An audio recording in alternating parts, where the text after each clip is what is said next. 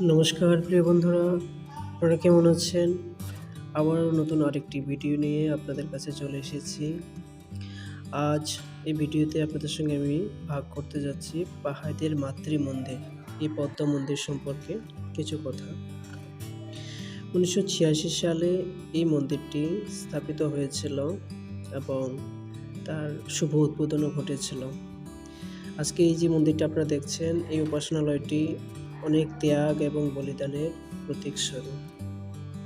তাছাড়া মন্দিরে জমি ক্রয় থেকে শুরু করে কেবল বাহাই বিশ্বাসী বন্ধুদের দানের মাধ্যমে এই উপাসনালয়টি স্থাপিত হয়।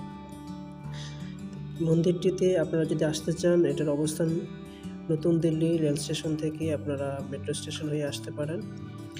নিউ দিল্লি মেট্রো স্টেশন থেকে কালকাজি মন্দির পর্যন্ত 40 টাকা ভাড়া নেবে মেট্রোতে। কালকাজি মন্দির থেকে মোটামুটি 500 মিটার দূরত্বে এই মন্দিরটি রয়েছে। এই বিশাল উপাসনালয়টি আপনি কালকাজি মন্দিরের স্টেশন থেকেই দেখতে পাবেন। অনেক ত্যাগের কাহিনী এই উপাসনালয় নির্মাণের পিছনে রয়েছে।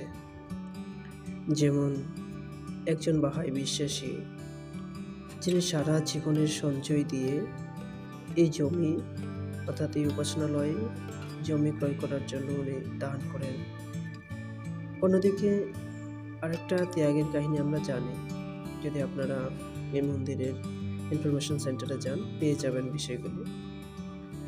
পুনের, আমাদের ভারতবর্ষের পুনের একজন দরিদ্র বিশ্বাসী যিনি শীতের কম্বলের ক্রয় করার যে সঞ্চিত অর্থ ওনার কাছে ছিল একটা কম্বল ক্রয় করার, তা তিনি কয়েক বছর ধরে শীতে কষ্ট করে জমিয়েছিলেন। সেই সম্পূর্ণ অর্থ উনি প্রভুর প্রতি ভালোবাসার স্বরূপ এই মন্দিরের জন্য দান করেছিলেন। হয়তো তিনি আরও কয়েক বছর শীতের ঠান্ডা উপভোগ করেন। এমন আরও অনেক ত্যাগের কাহিনী রয়েছে যা আপনি এই টেম্পলের ইনফরমেশন সেন্টারে পেয়ে যাবেন। তো বাহাইরা আধ্যাত্মিক জাগতিক অগ্রগতির সাথে সাথে সমাজের রূপান্তরের জন্য প্রতিনিয়ত নিরলস সেবা করে যাচ্ছেন। নীরবে তারা পৃথিবীর একতা তথা সমস্ত দেশগুলির একতার জন্য ভগবান বাহাউল্লাহর শিক্ষার সাথে শিক্ষার পথে কাজ করে যাচ্ছেন। যারা এই যুগের ঈশ্বরীয় প্রত্যাদেশ বাহক ভগবান বাহাউল্লাহর শিক্ষা স্বীকার করেন এবং সেই পথে চলেন, তাদেরকেই বাহাই বলা হয়। বাহাইদের দানের মাধ্যমে এই সকল কর্মকাণ্ডগুলি সম্পূর্ণ পৃথিবীতেই পরিচালিত হচ্ছে। বাহাউল্লাহ এক জায়গায় বলেন, পৃথিবী একটি দেশ এবং সমগ্র মানব জাতি ইহার নাগরিক। তিনি আরেকটি বাণীতে বলেন, ঐক্যের আলো এতটাই শক্তিশালী যে তা সমগ্র বিশ্বকে আলোকিত করতে পারে। তিনি আরও বলেন, ওগো বন্ধু, তোমার হৃদয় উদ্যানে প্রেমের গোলাপ ব্যতীত অন্য কিছুই রোপণ করিও না। তো ওনার অনেক শিক্ষা আমরা জানতে পারবো, বা আমরা এরকম অনেকগুলি বই আমরা যদি পড়ার সুযোগ নিই আমরা ওনার শিক্ষা সম্পর্কে জানব। এই নতুন দিল্লির পদ্মা মন্দির এশিয়া মহাদেশের একটিমাত্র উপাসনালয়। অন্য আরেকটি উপাসনালয় নির্মিত হচ্ছে, যেটা বিহার শরীফ বিহারে রয়েছে। তো বাহাই এই মন্দিরের আরেকটি বিশেষত্ব হলো এই মন্দিরে কোনো মূর্তি নেই। এই উপাসনালয়টি সকল ধর্মের লোকেরা নিজেদের ওনার ইষ্ট দেবতা বা ওনার সৃষ্টিকর্তাকে ওনারা নিজের মতো করে প্রার্থনা করতে পারেন। ভিতরে সকলে মিলে একসঙ্গে সেখানে বসে প্রার্থনা করেন। এই মন্দিরটা 9টি দরজা আছে। ভাবা হয় বা মানা হয় যে এই 9টি দরজায় প্রতীক স্বরূপ 9 জন অবতার। কেবল সোমবার দিন এই মন্দিরটি বন্ধ থাকে, অন্যথায় অন্য দিনগুলিতে আপনি পরিদর্শন করতে আসতে পারেন।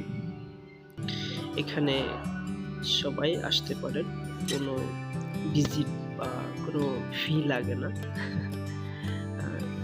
তবে আপনি যদি আসতে চান খুব সকাল করে চলে আসুন, 8টার সাথে সাথে, সকাল 8টার সঙ্গে।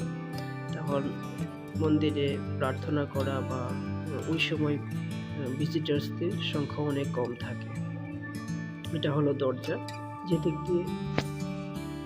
যেদিক দিয়ে আপনারা যখন আসবেন এখানে লাইন ধরতে হয় এবং আপনারা আপনাদের জুতোগুলো ব্যাগে রেখে ওই ব্যাগ সহকারে আপনারা মন্দিরে প্রবেশ করবেন। এটা হলো মন্দিরের একটি দরজা, এদিক দিয়ে যাওয়া যায়। ওই দিক থেকে আরেকটা দরজা দেখা যাচ্ছে, ওই দিক থেকেও লোকেরা আসে। সেখানে ভলান্টিয়ার্সরা রাস্তা দেখিয়ে দেয় কীভাবে কী করতে হয় এবং তাদেরকে ইনস্ট্রাকশনসও দিয়ে দেয়।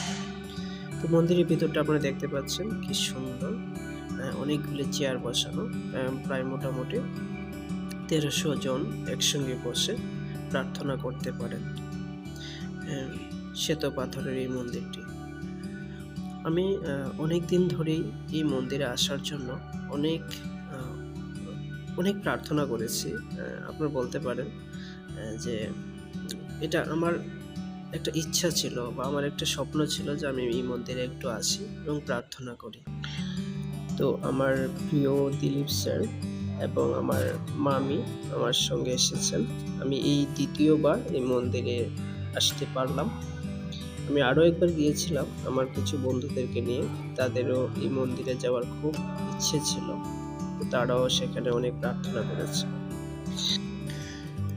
আজ এই পর্যন্ত। অন্য একটি ভিডিওতে আমরা বাহাই বিশ্বাস সম্পর্কে জানব, যে বাহাইরা কী করে, বাহাইরা কারা, তারা আসলে সমাজের জন্য কি করে থাকছেন। এই সমস্ত বিষয় নিয়ে আমরা আরেকটি ভিডিওতে জানব। সকলকে অনেক ধন্যবাদ পাশে থাকার জন্য। দেখা হচ্ছে নতুন আরেকটি ভিডিও নিয়ে। সকলে ভালো থাকবেন।